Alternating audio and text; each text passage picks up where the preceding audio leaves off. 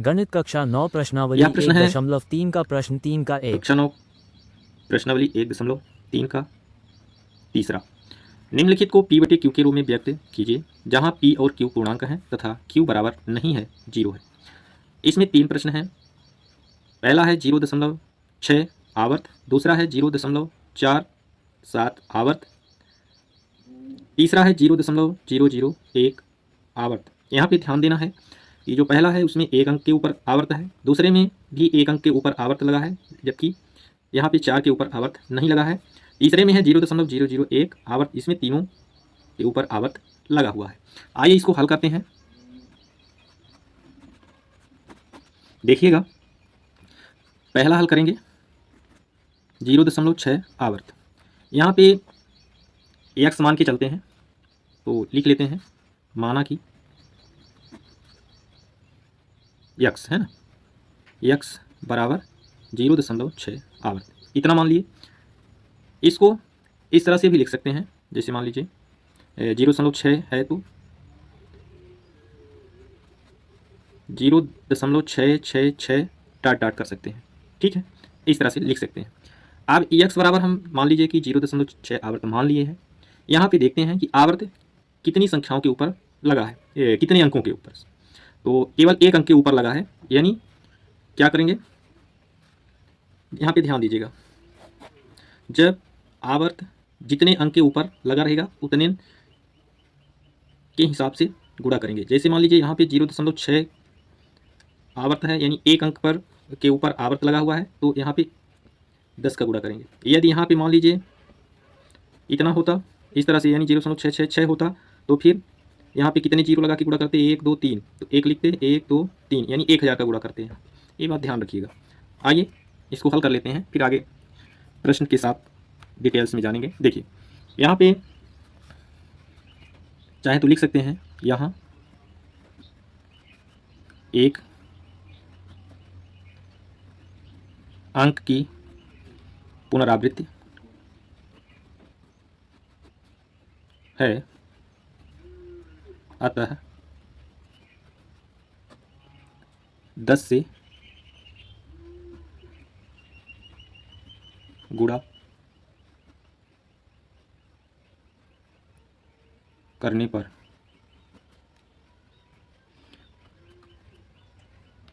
हाँ, एक बात और ध्यान रखिएगा कि 10 से गुणा दोनों तरफ करना है, ठीक है। यहाँ पे चाहे तो लिख लीजिए दोनों तरफ,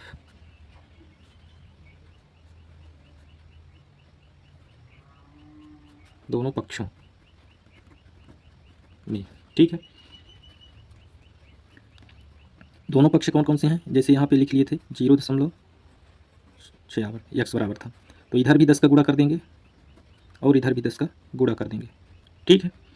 आप देखिए 10 में x का गुणा किए तो ये 10x हो जाएगा, और इसमें इसका गुणा करेंगे, गुणा करके देख लीजिए 0.6 आवर्त है। आवर्त ना लगा के इसकी पुनरावृत्ति दिखाते हैं, जैसे मान लीजिए कि ये 0.666 इस तरह से आता जाएगा, इसीलिए आवर्त यहाँ लगा हुआ है।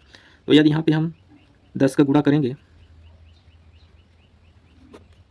तो इस तरह से 1 छक्के 6, 1 छक्के 6, 1 छक्के 6, इस तरह से आ जाएगा, ठीक है।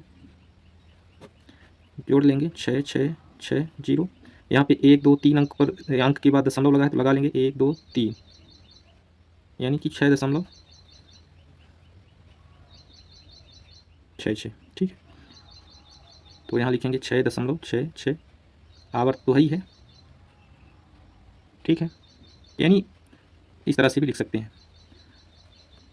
आप देखिए इसको, ये जो यहाँ पे है इस तरह से भी लिख सकते हैं, 6 बाहर निकालेंगे तो बचेगा 6 + 0.666, इस तरह से हो जाएगा, ठीक है।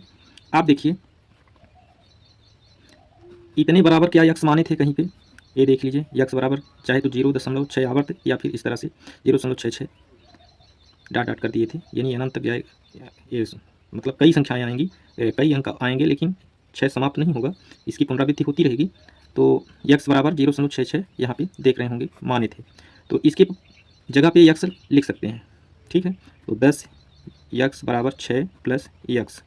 ठीक है, अब इतना लिख दिए। इसके बाद क्या करेंगे कि यक्स वालों को एक तरफ और जो गणित के अंक हैं उनको एक तरफ लिखना है। तो देखिए ए वाला यक्स ये बराबर पार करके जाएगा, इधर से यहाँ ले जाएंगे तो इसका चिन्ह यहाँ प्लस है तो उधर जाएगा तो माइनस में हो जाएगा। तो 10 यक्स पहले से इधर है और इस यक्स को लाएंगे तो ए प्लस में इधर है तो उसकी तरफ जाएगा तो माइनस में हो जाएगा, यानी माइनस यक्स, और बराबर इधर बच रहा है 6। ठीक है, अभी 10 यक्स है, ए यक्स इसका एक गुणांक यहाँ छुपा हुआ है, तो 10 यक्स में एक यक्स घटा दिए तो 9 यक्स बराबर 6 आ गया। ठीक है, आप देखिए यहाँ पे यक्स वालों को एक तरफ करना था और गणित के अंकों को एक तरफ, तो 9 इधर आएगा 6 की तरफ, तो यक्स लिखेंगे उस तरफ वाला बराबर 6, और क्या करेंगे बटे में देखिएगा ये 9 यहाँ आ जाएगा। ठीक है, इस तरह से तो यक्स बराबर क्या हो गया 6/9।